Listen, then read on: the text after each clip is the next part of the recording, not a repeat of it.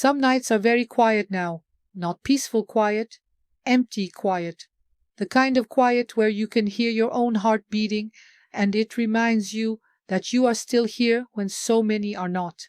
I am 103 years old, and if I tell you the truth, the hardest part was never getting old. The hardest part was watching everyone else disappear. When I was young, I thought death came for the weak, the sick, the unlucky. I never thought it would come for the loudest laugh in the room, the strongest man I knew, the girl who promised to grow old with me. But time does not argue, it does not explain, it just keeps walking.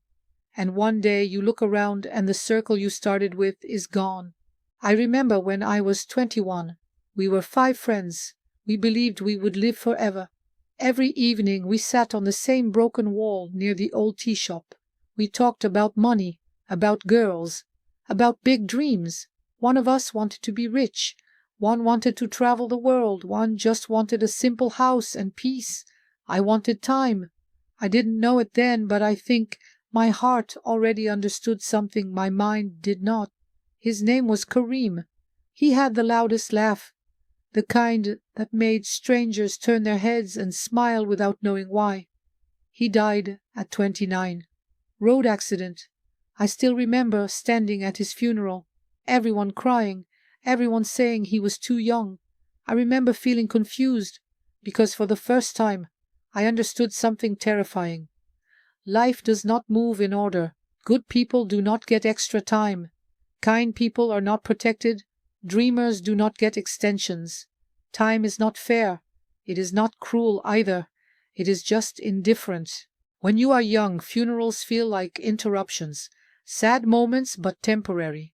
You go back to life quickly, back to work, back to laughter, back to plans. But after 70, funerals stop feeling like interruptions.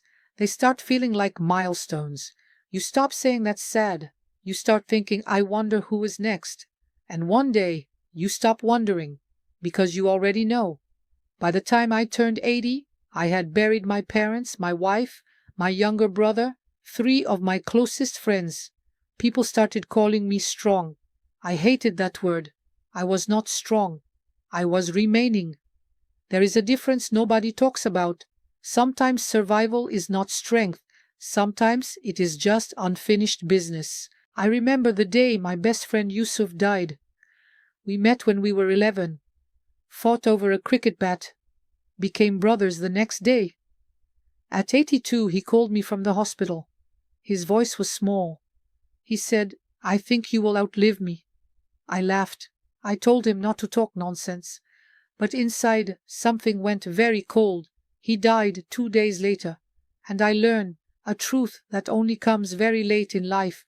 The last friend is not the one who dies. The last friend is the one who stays. And staying is heavier than leaving. When many people die around you, you don't just lose them. You lose the versions of yourself that existed with them. With Kareem, I was reckless. With Yusuf, I was the dreamer. With my wife, I was softer. Now, I am just the witness, the keeper of stories nobody asks about anymore. Young people think loneliness means being alone in a room. No, real loneliness is when you have memories and nobody left who was there with you. You laugh about something from 1975 and nobody understands why it was funny. You remember a smell, a song, a rainy afternoon, and you realize that whole world exists only inside you now. If you are young, listen carefully. Do not assume you will all grow old together. You might not. So say the important things now, forgive faster, visit more, stay a little longer when you meet, because one day you will wish you had one more normal conversation, one more boring tea, one more stupid argument. Not big moments, just ordinary time. I used to think big achievements made life meaningful. Now I know life is mostly made of small Tuesdays, regular afternoons, unimportant phone calls, and those are the first things that disappear. At 103, people ask me the secret to long life. I always want to say something wise, but the truth is long life is not always a gift. Sometimes it is a long goodbye, and if you are the one who lives the longest, you will carry everyone. Their jokes, their mistakes, their unfinished sentences, their voices will live inside you long after the world forgets their names. Outliving your friends teaches you one painful, beautiful lesson. Love is not measured by how long someone stays. It is measured by how deeply they remain after they are gone. Sometimes at night, I still talk to them, not because I am losing my mind, because memory is the last place where nobody dies. The first friend you lose changes you, but the last friend you lose changes how you see time itself, because that is the moment you realize you are no longer part of a generation. You are the ending of one. And when that moment comes, you start asking a question that is very quiet but very heavy. If everyone is gone, why am I still here? I didn't understand the answer for many years, but life has a strange way of revealing truth slowly, painfully, honestly, and the answer I found changed how I saw every remaining day of my life. I learned it on a morning I will never forget, the morning I went to a funeral and realized I was the oldest person there and nobody even knew it. That funeral morning was ordinary. Soft sunlight, dust in the air, people talking in low voices outside the mosque. Nothing in the sky warned me something inside me was about to change forever. It was for a man named Harun. He was younger than me by 12 years. When you are young, 12 years is big. When you are past 90, it is nothing. He used to visit me every month, bring sweets I was not supposed to eat, sit quietly, listen more than he talked. People who listen become very valuable when you are old. I stood near the back during the funeral prayer, not because I am humble, but because I walk slowly now. By the time I reach anywhere, the front is already full.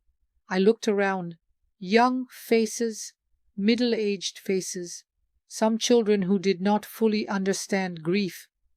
And suddenly it hit me. There was no one older than me there, not one person who remembered the world the way I did.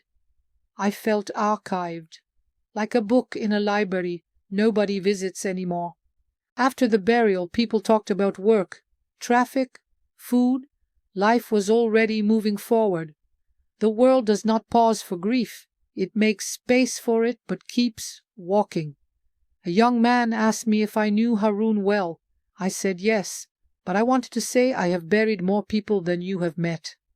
Not as pride, as weight. When you outlive many people, you stop feeling shocked by death, but you become afraid of being forgotten while still alive. That fear is very quiet. It sits next to you when you eat alone.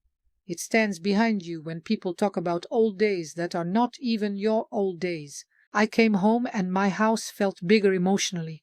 Every empty chair felt louder. Every photo frame felt heavier. I looked at my wife's picture from when we were 34. She was laughing. I was pretending to be serious. She always knew I was softer than I showed. She died when I was 67. People told me to stay strong. But something inside me aged fast that day. Not my body, my expectations, my belief that life was permanent. When you lose your life partner, you lose your witness. The person who saw you when nobody else was looking. The person who knew your smallest habits. The person who remembered who you were before the world shaped you. After she died, I stopped telling long stories. Because who would correct me? Love is shared memory. Years later, people stopped asking about my past. Not because they were rude, because they could not imagine it. To them, 1950 feels ancient. To me, it feels like last winter. The world is not built to remember individuals. It is built to continue. That is necessary, but it is lonely when you are the one still standing. I visited my childhood neighborhood. The tea shop was gone. The wall was gone. The old tree was cut down. Places do not hold memories. People do. When people go, maps change emotionally. Do not build your life around things that can disappear overnight. Build your life around people. You cannot hold people forever. You must learn to carry them without breaking. I learned that through birthdays where fewer people called, through Eid mornings with empty chairs, through phone numbers that stopped working one by one. At 103, I still remember numbers from 1962, but the people attached to them are dust now. Sometimes I wonder if memory is a blessing or a responsibility, because remembering means loving people who are not here to love you back. But even after losing almost everyone, I did not stop loving new people. That saved me. If you close your heart after loss, you don't protect yourself. You just make old age colder. A neighbor's grandson used to visit me. He once asked if I was scared of dying. I said no. I am scared of leaving stories unfinished. That day, I understood why I was still here, to pass memory forward. Maybe some of us live longer because we are carriers of laughter, warnings, mistakes. On my 100th birthday, everyone celebrated me, but I counted how many people were missing. The party was loud, too loud. I felt far from the room. There was a cake with 100 candles. I stared at them, thinking how strange it is to breathe for a century and still just start understanding life. My grandson called me strong and wise. Everyone clapped. I smiled, but inside I counted people. I imagined Karim laughing near the food, Yusuf sitting quietly, my wife fixing my collar. The room was full, but I felt surrounded by ghosts. Milestones feel different when you cross them alone. Longevity feels heavy when not shared. When I cut the cake, I felt guilty for living longer. Survivor's guilt exists in long lives too. You ask why them and not me. The answer is usually nothing. Time is not a reward system. It just moves. That night after the party, I sat alone and cried quietly. Then I felt something new. Permission. Permission to stop asking why I was still here. Permission to just be the last page. Outliving your friends is not punishment or blessing. It is responsibility. You become the storyteller, the memory holder. Nobody is fully gone if someone still remembers them honestly. I started talking about my friends normally, like they stepped outside. In my mind, they still sit on that broken wall arguing and dreaming. Do not wait until people are gone to speak kindly about them. Regret is heavier than grief. Life is not about being remembered by the world. It is about being remembered correctly by a few people. I just hope somewhere I am remembered as someone who listened, stayed, loved quietly. We are all links in a chain.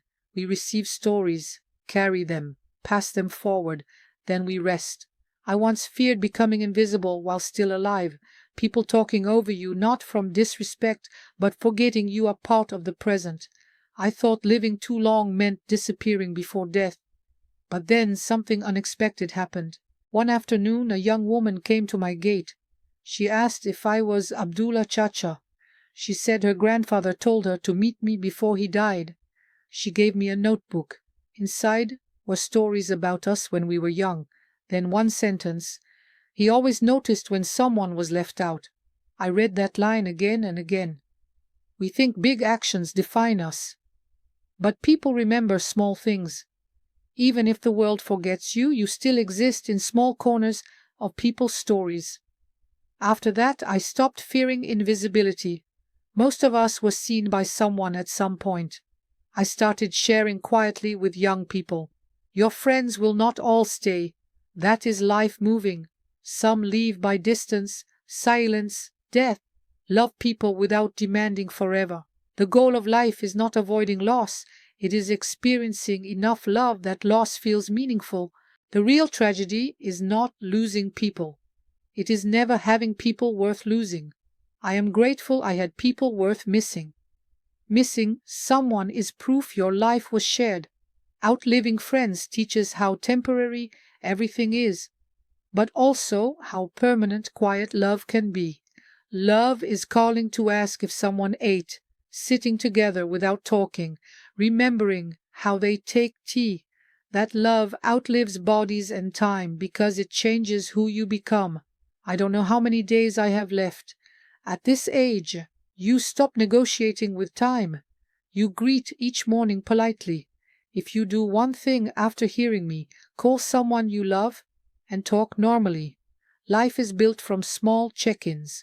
One day you will wish you could call someone and you won't be able to. I am not afraid of death. I am careful with remaining days. I don't waste them on anger, pride, or pretending I have forever. Remember this. Outliving your friends is not about surviving longer. It is about carrying love longer and passing it forward before you go. If you do that, when you become the last one, you will not feel empty. You will feel full. And when your time comes, you will not feel like you are leaving alone. You will feel like you are going where all your conversations are still waiting.